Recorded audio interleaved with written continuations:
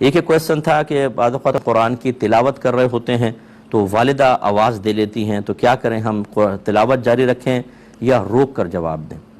دیکھیں، اگر والدہ کی ناراضگی کا اندیشہ ہے، یعنی ان کی دل آزاری ہوگی، ناراض ہوں گی، تو واجب ہے کہ قرآن کی تلاوت روک کر جواب دیں۔ بلکہ علماء نے یہاں تک فرمایا ہے کہ اگر آپ نفل نماز پڑھ رہے ہیں اور والدہ کو نہیں پتہ کہ آپ نماز پڑھ رہے ہیں اور وہ آواز دیں اور آپ کو گمان ہو کہ اگر میں جواب نہیں دوں گا تو والدہ ہرٹ ہوں گی، تکلیف ہوگی، انہیں ذہنی اذیت ہوگی، تو نماز توڑ کر اپنی والدہ کو جواب دیں۔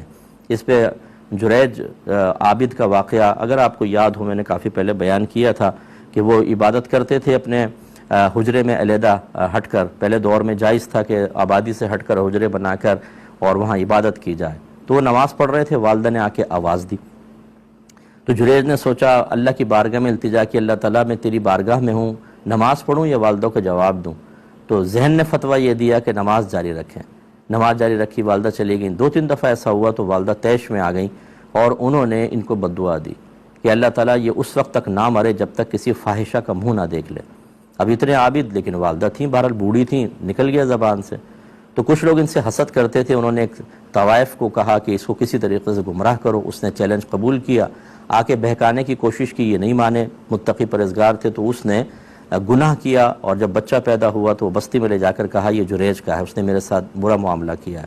لوگوں نے آ کے مارا پیٹا، ان کا سارا حجرہ گرا دیا۔ تو انہوں نے کہا مجھے تھوڑی بتاؤ تو اسے کیوں مار رہے ہو؟ کہا کہ یہ وجہ ہے۔ انہوں نے کہا اچھا مجھے مہلت دو، میں وضو کر کے نماز پڑھ دوں۔ وضو کی نماز پڑھی، اللہ کی بارگاہ میں عرض کی، اللہ نے الہام فرمایا، آپ نے بچے سے پوچھا کہ بتا تیرا باپ کون ہے؟ اس نے بتایا میرا باپ ایک چرواہا ہے۔ چھوٹے سے بچہ بول پڑا، یہ آپ کی کرامت تھی، یہ ولی تھے اس زمانے کے۔ تو پھر لوگوں نے آپ کو چومنا شروع کر دیا، بوسہ لینا، ہاتھ چومنا، اور پھر آپ کا حجرہ دوبارہ بنایا گیا۔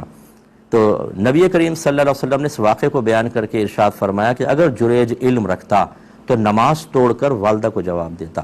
تو اس لیے جو بچے مجھے سن رہے ہیں، خاص طور پہ ینگسٹر، خاص طور پہ وہ بچیاں جو ماں کام کہہ دے تو تڑک کے جواب دیتی ہیں، ایسا تیز قسم کا جواب کہ ان کے ٹک ٹاک میں فرق پڑ جائے، یوٹیوب کی کلپ نہ نکل جائے، اور یا اسٹڈی کر رہے ہیں تو اس میں بھی کیسے شرعاً جائز ہے کہ آپ والدہ کو اس طریقے سے ڈانٹیں ڈپٹیں اور جواب دیں۔ اس طرح بچوں کو بھی چاہیے امی سے معافی مانگیں اور آئندہ ایسا ہرگز نہ کریں۔ ایک